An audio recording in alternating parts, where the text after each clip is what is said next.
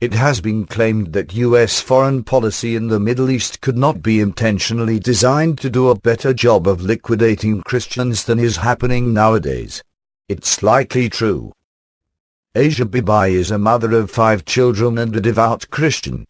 She is also on death row for blasphemy. And incredibly, she lives under a government that receives billions of U.S. taxpayer dollars every year. Pakistan, one of the top recipients of American foreign aid. Over the last 10 years, the Pakistani regime has raked in well over $20 billion from U.S. taxpayers. Meanwhile, the government has been brutally persecuting and oppressing the sizable Christian minority. Indeed, the Pakistani regime consistently ranks as among the worst in the world in terms of persecution.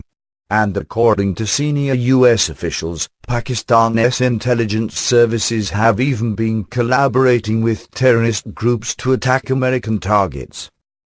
Almost 3 years ago, Bibi was working as a farmhand when she apparently got into an argument with some Muslim women also working in the fields.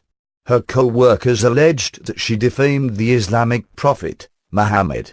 She insists she merely defended her own faith and was falsely accused because of existing animosity. That's when the tragic ordeal began. Hearing that a Christian woman made a derogatory remark about Muhammad, a furious mob led by a local cleric promptly descended on Bibi's home. According to news reports, her family was beaten and tortured by the outraged local residents. They sexually assaulted Bibi, put a noose around her neck, and almost killed her. When police finally arrived, they rescued the family temporarily, at least before charging Bibi with a capital offense, blasphemy. She was ultimately arrested, and has been in jail ever since. Her family went into hiding to avoid being murdered by vigilantes. "My children," she wrote in a letter to her family, published in a book about her ordeal, "don't lose courage or faith in Jesus Christ." In November of 2010, Bibi, also known as Asia Noreen, was sentenced to execution by hanging. She has been in a tiny prison cell for years in deplorable conditions and complete isolation awaiting an appeal with the higher court. But even if she is freed, countless religious leaders have vowed to murder her. There is already a bounty on her head. And Bibi was not the only victim. As her case attracted international attention, Samoa Taseer, the governor of Punjab, spoke out in defense of Bibi and against Pakistan's brutal blasphemy laws. He paid for his activism with his life. In January of last year, he was murdered by a member of his own security detail. Hundreds of Muslim scholars and clerics praised the assassination, and more than 1,000 lawyers rushed to the killer's defense. Taseer's son was kidnapped by jihadists later that year. 2 months after the assassination, Pakistani Minister of Minority Affairs Shahbaz Bhatti, the only Christian minister in the regime, was also murdered. His killers left leaflets at the crime scene indicating that they assassinated him for opposing the blasphemy law. Just this March, another mother, 26 years old, was reportedly taken into custody on blasphemy charges.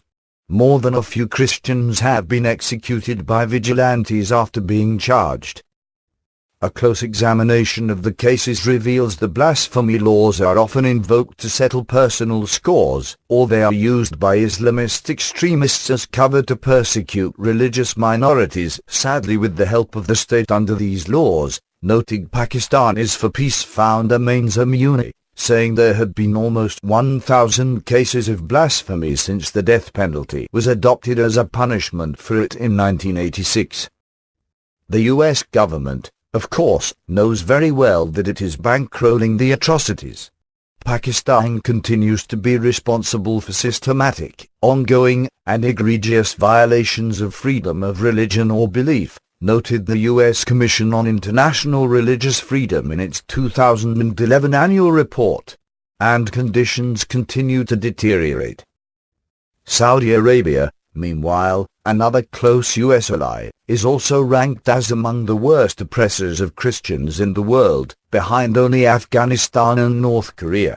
and the hardline Islamic dictatorship's Grand Mufti, the highest-ranking Muslim cleric, recently claimed it was necessary to destroy all churches in the region. Trillions spent. And for what? After trillions of dollars and thousands of American lives were sacrificed by the U.S. government over the last decade intervening in the Middle East, the birthplace of Jesus Christ and Christianity, Christian communities are facing unprecedented struggles across most of the region. More than a few analysts have even called the systematic and growing persecution of Christians throughout much of the Muslim world an ongoing example of genocide. Conditions for genocide against non-Muslim communities exist in varying degrees throughout the region, stretching from Pakistan to Morocco. The crisis of survival for non-Muslim communities is especially acute in Iraq, Syria, Egypt, Sudan, the Palestinian territories, Iran and Pakistan, explained Dr. John Ebner of the non-profit human rights group Christian Solidarity International. Millions of lives and the future of a religiously pluralistic civilization in the Middle East are at stake. According to some estimates, more than 150,000 Christians are murdered every year for their faith around the world. The vast majority of those, over 3/4, are in Islamic-dominated nations. And in many cases, U.S. taxpayers are either subsidizing the slaughter by distributing billions to oppressive regimes, or worse, helping to create the conditions that allow the persecution to happen in the first place. One of the most frequent excuses offered to justify the persecution of Christians by murderous regimes and the anti-Christian fanatics they enable is that believers in Christ are somehow acting as surrogates or proxies for Western interests, especially the U.S. government. After decades of meddling in the internal affairs of nations around the world, backing dictators, sparking revolutions, imposing sanctions, and more, America is widely perceived as hostile and dangerous. Plus, as tyrants throughout history have learned, minorities make good scapegoats. The trend of linking local Christian populations to American foreign policy goes back decades. In 1970, for example, Iran's Ayatollah Ruhollah Khomeini issued an official Islamic decree, or fatwa, accusing Iranian Christians of working with American imperialists and oppressive rulers to distort the truths of Islam, lead Muslims astray, and convert our children. The fatwa came while the Western establishment was still intervening on behalf of the Shah of Iran, leading to widespread anti-American resentment, and after the Central Intelligence Agency sparked a coup d'état in 1953 under the guise of fighting communism.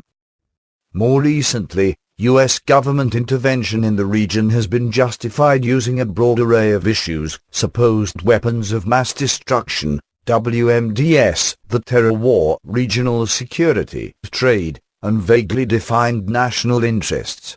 But increasingly, American policymakers have been meddling in the Middle East under the guise of spreading democracy. And as analysts have noted, when the overwhelming majority of the population is Muslim, so-called democracy or majority rule does not generally bode well for Christians and other minorities. But to better understand the role of U.S. foreign policy in the ongoing and worsening atrocities against Christians, it helps to examine the two nations where the American government has been most involved over the last decade, Iraq and Afghanistan. According to experts like Chairman Leonard Leo of the U.S. Commission on International Religious Freedom, USIF, an official advisory body, there is now a very real prospect that Christianity could be completely wiped out in both countries. And in other nations from Libya and Egypt to Pakistan and Syria, the effects of U.S. policies are producing similar fruit. Iraq.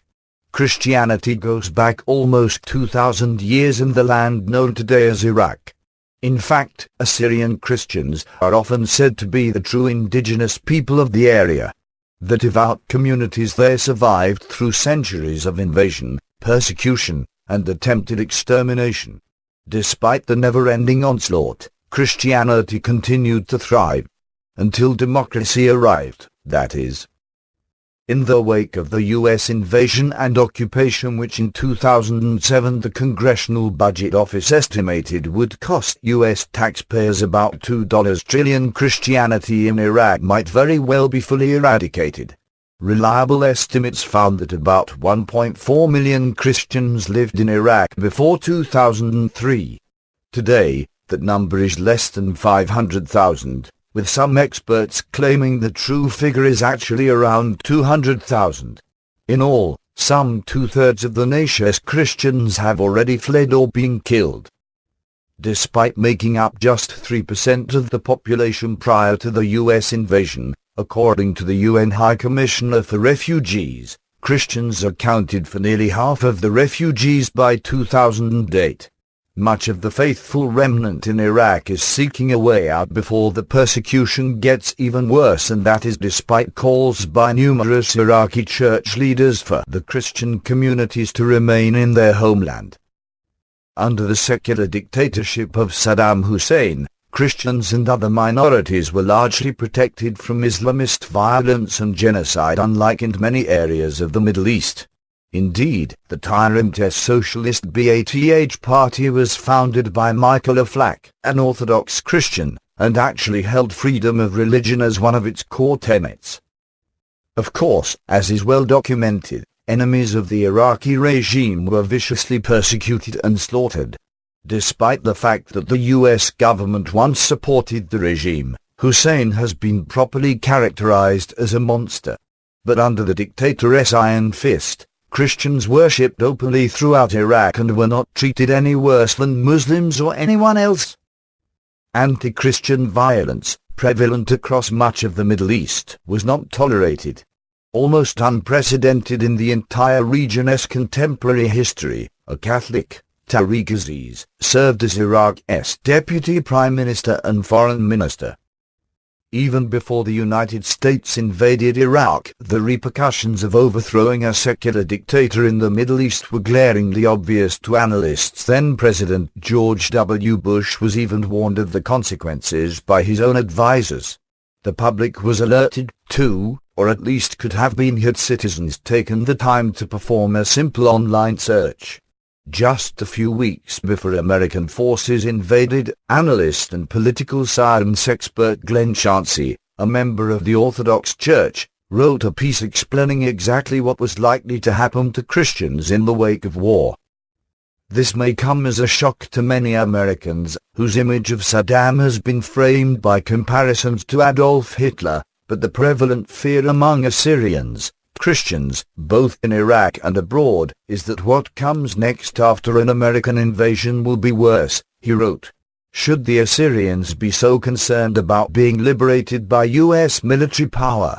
If history is our guide, they shouldn't be afraid. They should be terrified.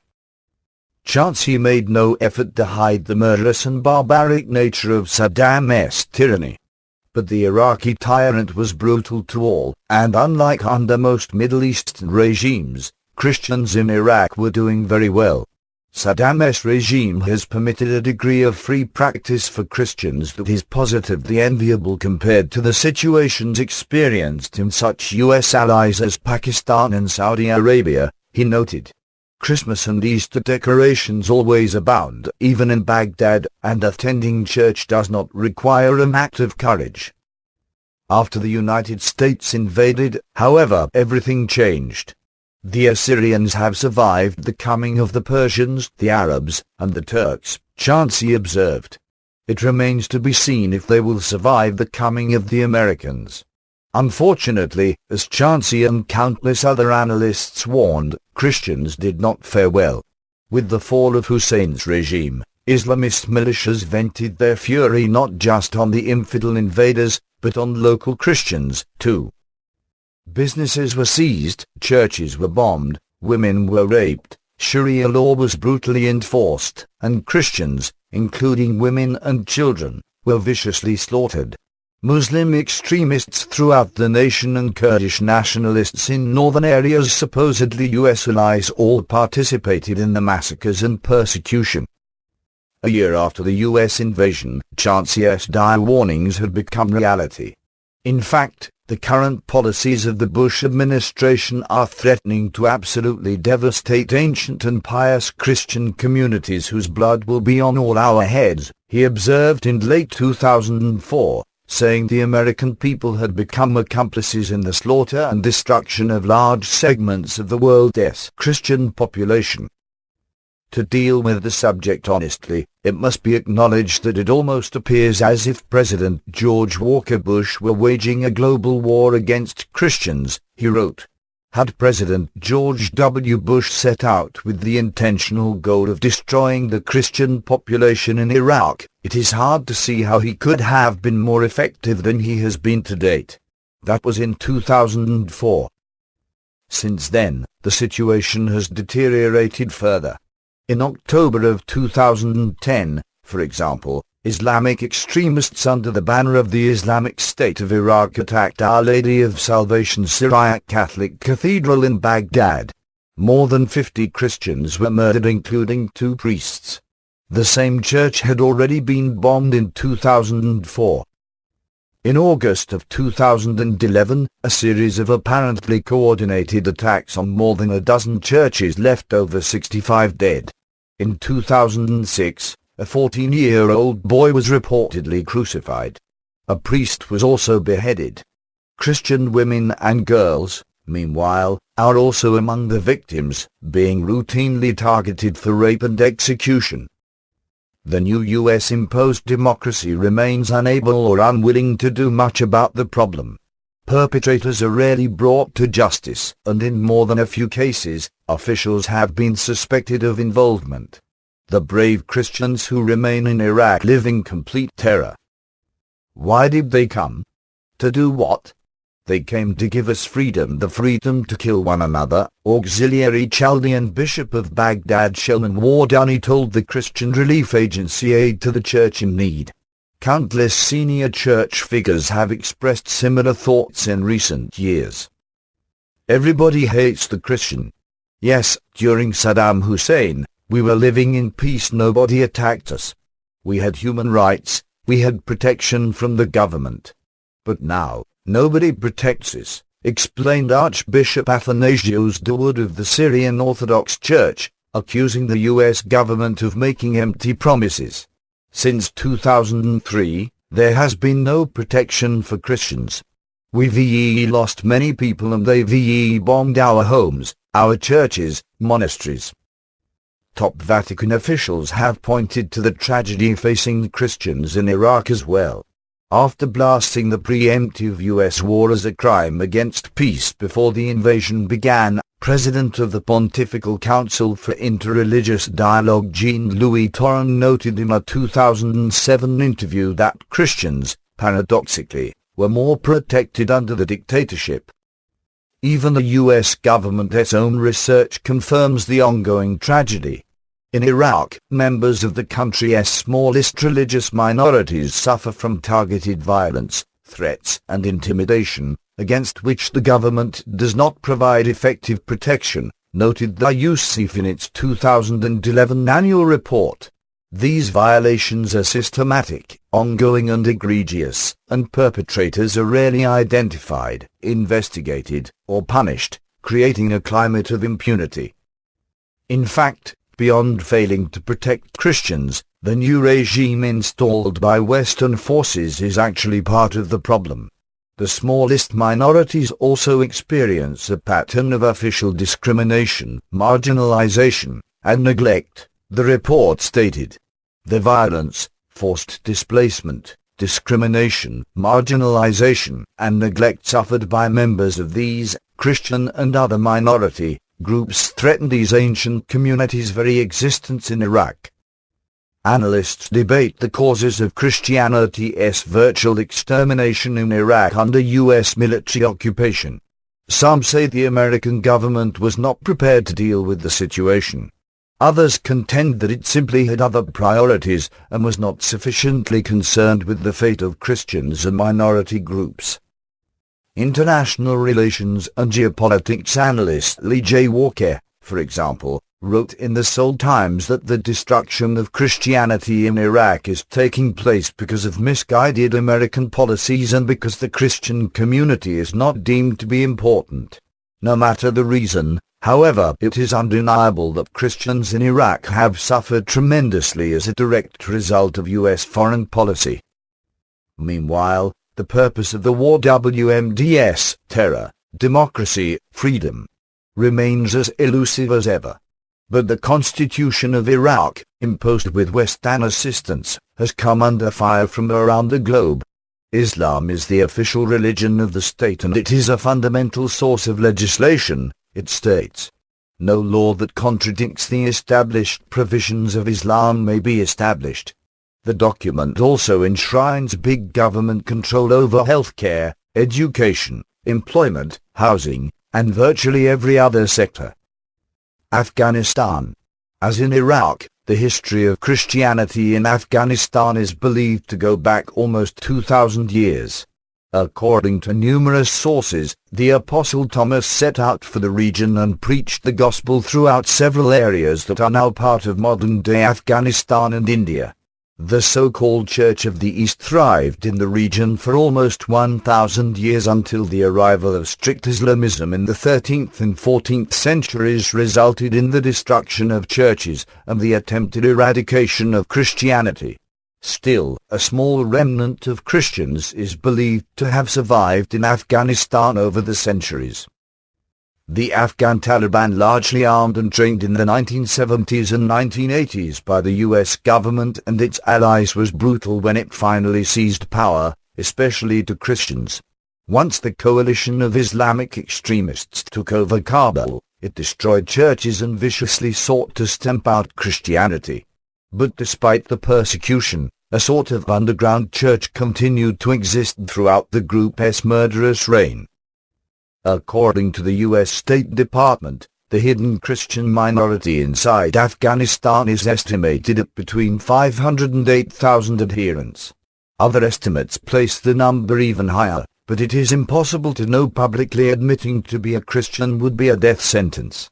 Thousands more live as exiles outside of the country. Incredibly, since the U.S. occupation began in 2001, experts say the situation for Christians in Afghanistan has not only failed to improve, it may have actually become worse. Even regular Afghans now associate Christians with the widely unpopular foreign occupation. And the new government is openly hostile to Christianity, which is, for all intents and purposes, illegal. Meanwhile, the Taliban continue to rule over vast swaths of the nation, waging jihad against any Christians they may discover, foreign or domestic. Plus, the Obama administration is desperately seeking to negotiate with the group in a bid that could see it eventually restored to power, hardly encouraging to U.S. troops or local Christians. Finally, the last remaining public Christian church in Afghanistan was demolished in 2010. Apparently the courts refused to uphold Christians' claim to the property, and the US-backed regime has not issued a single new building permit for churches. Open Doors 2012 World Watch List, a yearly ranking of the worst regimes in terms of Christian persecution, ranked Afghanistan as number 2, up from third place the year before.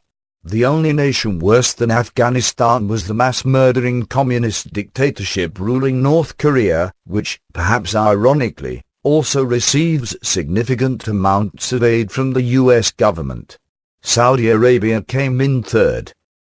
For Afghanistan too, official U.S. entities acknowledge the tragic situation. The government's level of respect for religious freedom in law and in practice declined during the reporting period, particularly for Christian groups and individuals, noted the 2010 State Department Religious Freedom Report almost a decade after U.S. forces invaded Afghanistan and overthrew the government. That decline came after President Obama's military surge, too.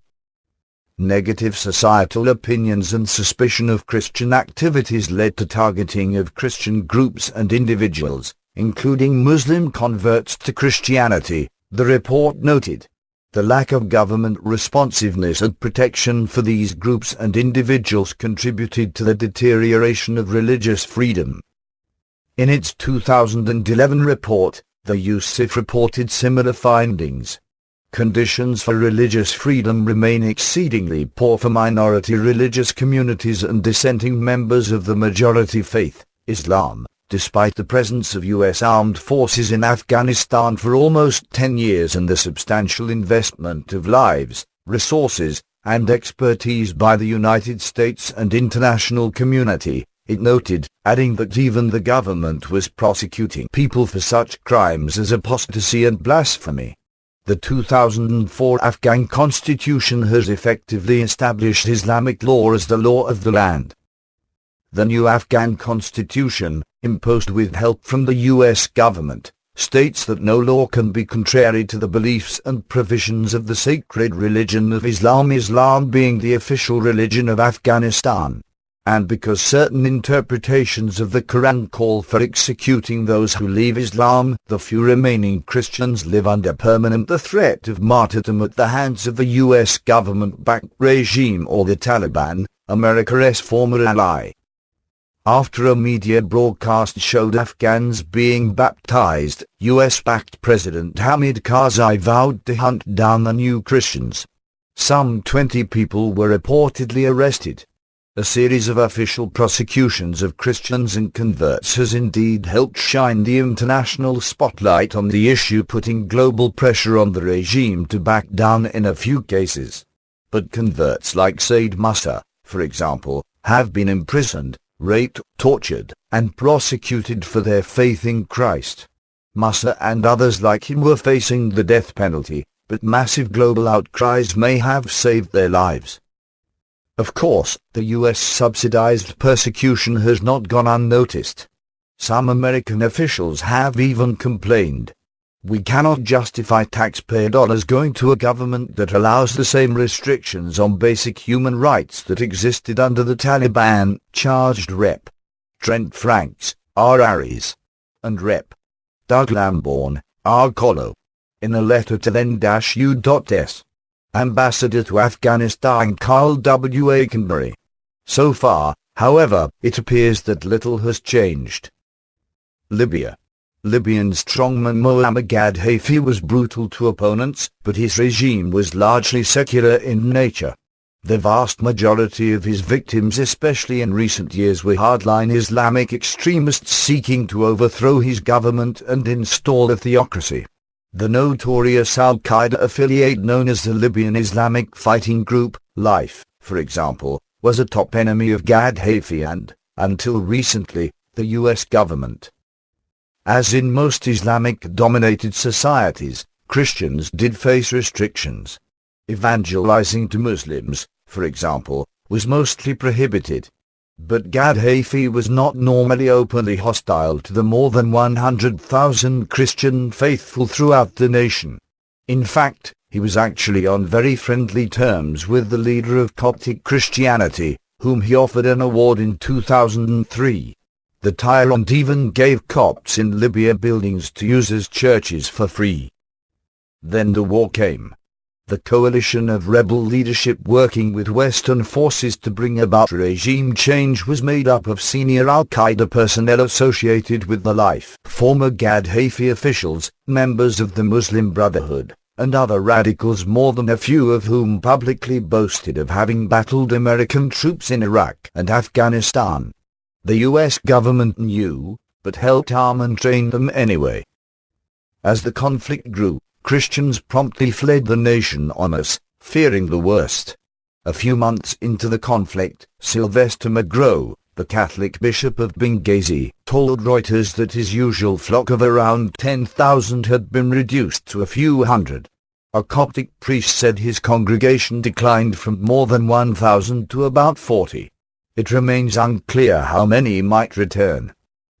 But thousands of black Christians and members of other non-Muslim communities, mostly migrant workers, were trapped inside Libya between the warring factions. And they paid dearly. Observers called the persecution of blacks ethnic cleansing and even genocide. Thousands faced rape, torture, and execution.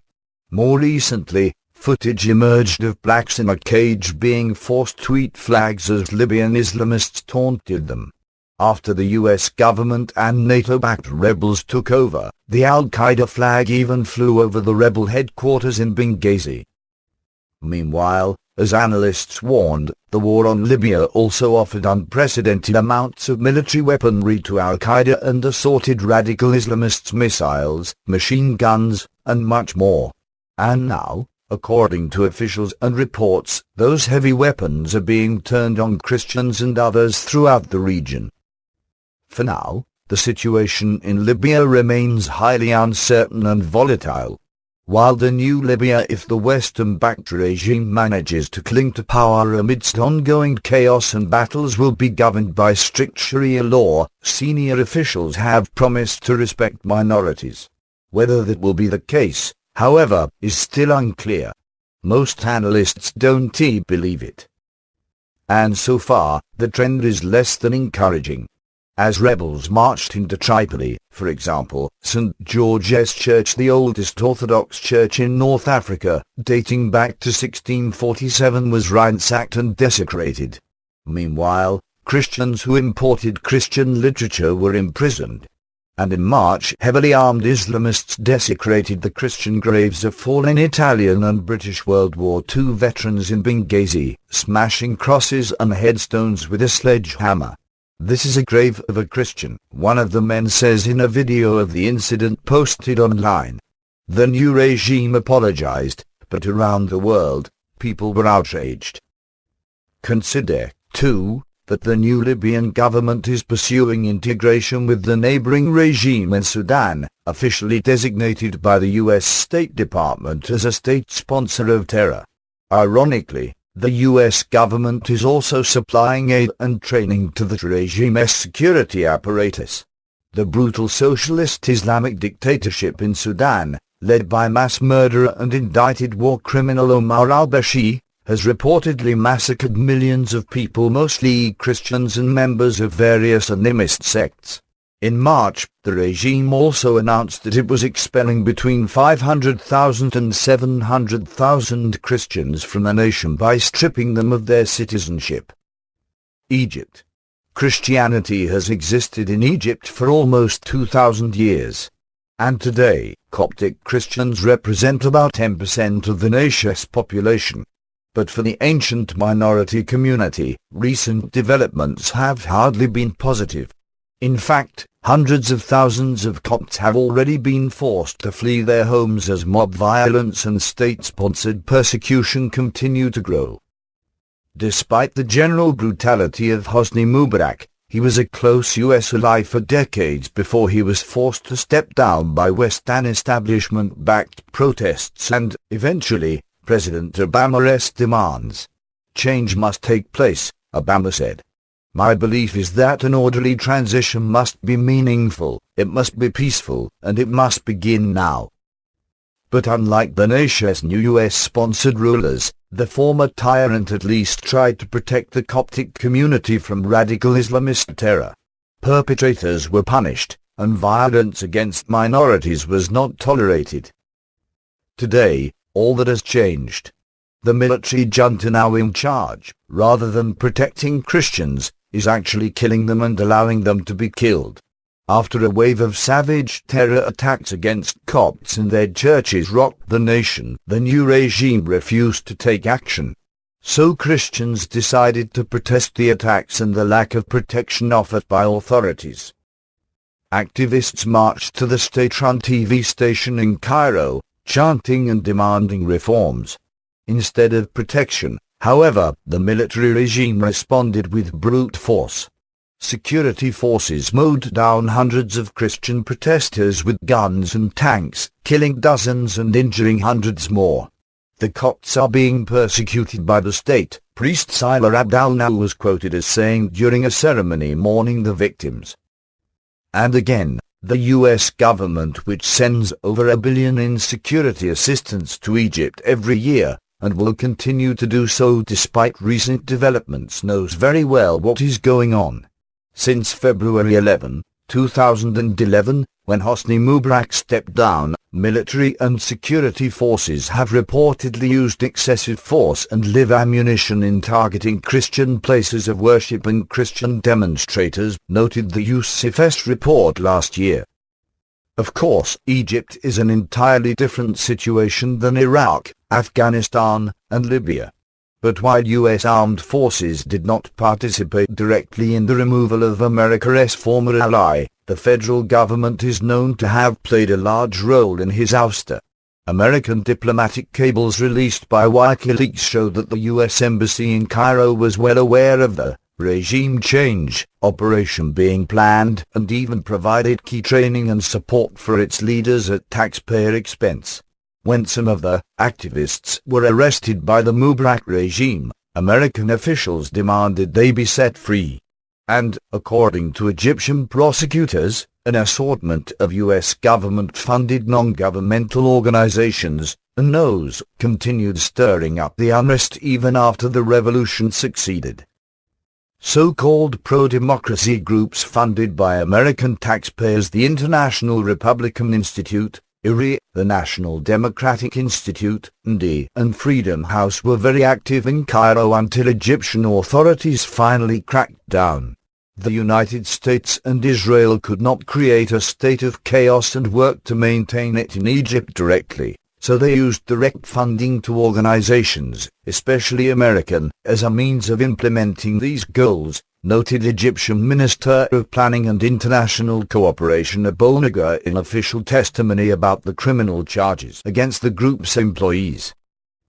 But even if the tax-funded NGOs are taken at their word and were simply promoting democracy, as they claim, the interference, aside from being unconstitutional, is considered by some analysts to be a travesty. Consider the recent elections. The Muslim Brotherhood and an even more radical Islamist party dominated, taking control of more than 70% of the seats in parliament. Tunisia suffered a similar fate. And while the Islamist groups surging to power in the so-called Arab Spring claim they will support the individual rights of minorities, very few observers are convinced. Islamic law will almost certainly become the new law of the land. And U.S. taxpayers will foot the bill. The Egyptian regime alone is slated to receive about $1.50 billion this year. More of the same, coming soon. Incredibly, despite the unprecedented trail of death and destruction unleashed by recent U.S. government intervention overseas, President Obama, speaking before the UN General Assembly in September, declared that more UN-led wars were needed to ensure peace. He cited Libya, Iraq, and Afghanistan as success stories. Another Obama-backed UN military adventure, while much less well known around the world, was also cited by the president as a model to emulate in the future, the violent overthrow of Ivory Coast President Laurent Gbagbo last year by international forces and local partner militias. The world refused to look the other way, Obama declared, mistakenly claiming that Gbagbo had lost the election. The UN Security Council, led by the United States, Nigeria, and France, came together to support the will of the people. The reality of the regime change operation, of course, bears little resemblance to the picture painted by Obama. Vote fraud and ballot box stuffing resulted in the nation's Constitutional Council declaring incumbent President Laurent Gbagbo the election winner. And that was supposed to be the final word, at least according to Ivorian law. But instead of respecting the nation's constitutional system, Obama, France, and the UN decided to invade. Partnering with local Muslim militias, international forces dropped bombs and marched to the capital to arrest President Gbagbo, a Christian, slaughtering and raping tens of thousands of Christians along the way. Many fleeing Christians were hacked to death with machetes. U.S. Sen. James Inhofe, Arokla, called the UN and Obama-backed campaign a reign of terror. The international coalition and its militias on the ground then installed a Muslim central banker named Alassane Ouattara as the Ivory Coast's new ruler. But despite the impression given by Obama in his speech, critics say the campaign was an illegitimate and bloody disaster that should never have happened. but it will not be the last. During Obama's UN speech, he praised the wars and demanded more international military intervention. The two countries in the cause shares now, Iran and Syria. After decades of U.S. meddling in Iran that included a CIA-orchestrated coup d'etat and variously backing both sides during the Iran-Iraq War, including giving Hussein WMDs and facilitating secret illegal weapons sales to the Iranian regime, Western powers are at it again. There is already a covert war going on against Iran that involves the use of terror and assassinations.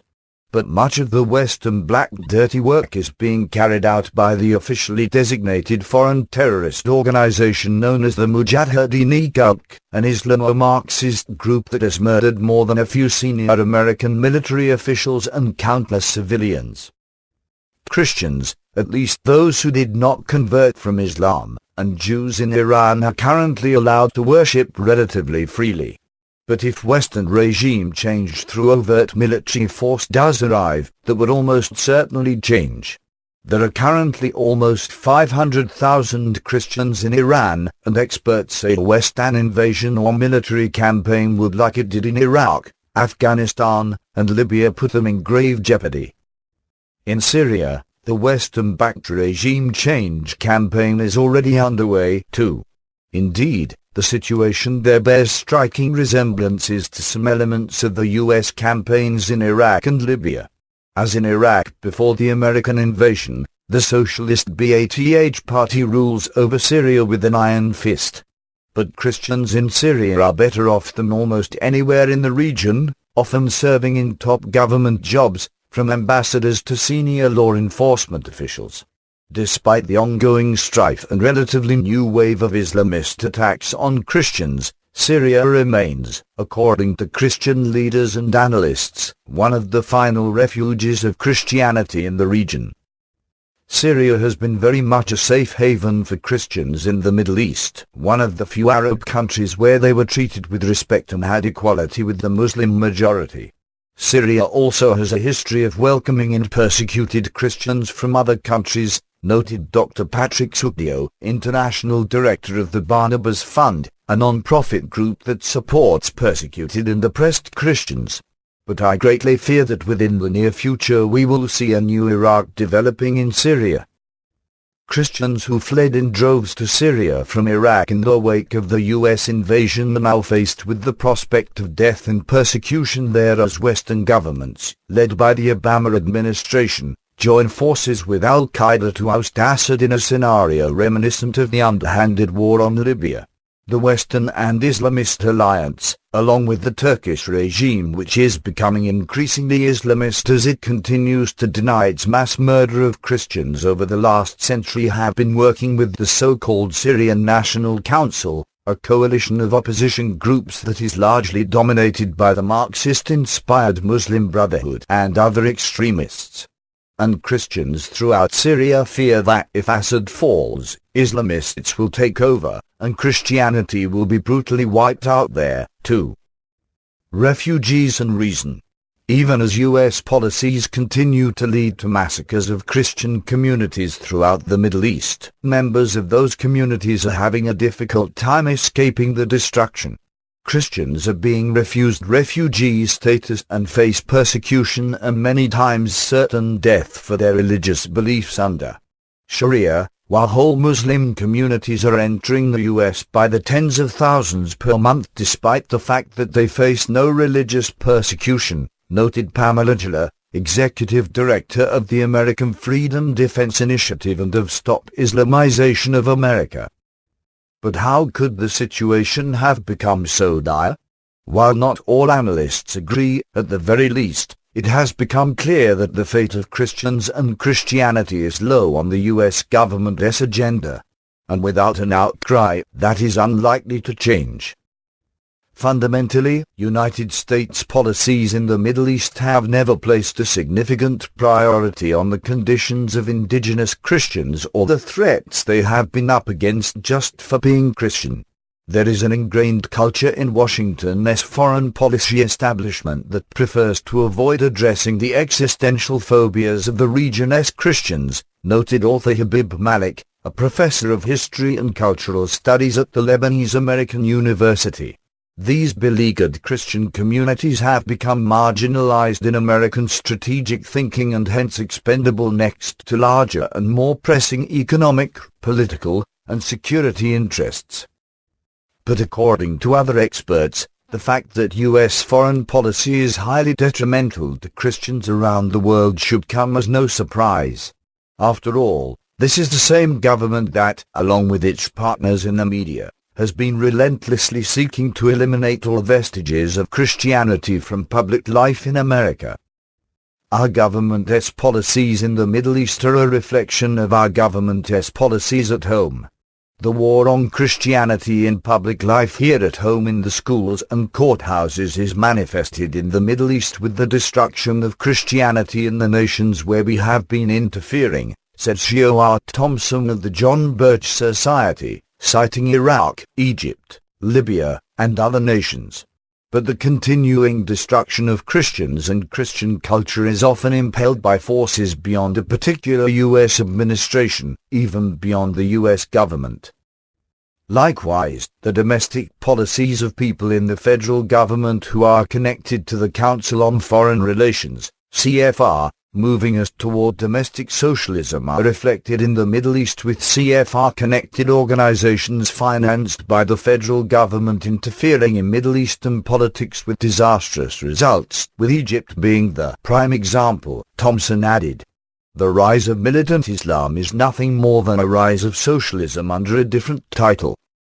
I do not believe that our fighting men and women had this in mind when they committed themselves to combat, noted Thompson. Instead of freedom, the aftermath is totalitarianism and less security for the people of all religions.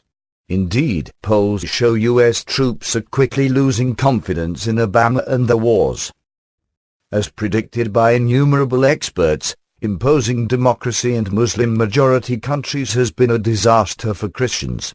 Asked for an example of U.S. foreign policy benefiting Christians, a senior official with the USIF could not name one. Christianity has managed to survive in the Middle East for 2,000 years without U.S. government intervention. But if current trends continue, the religion of Christ could very well be eradicated in the region of its birth within the next few decades. And unfortunately,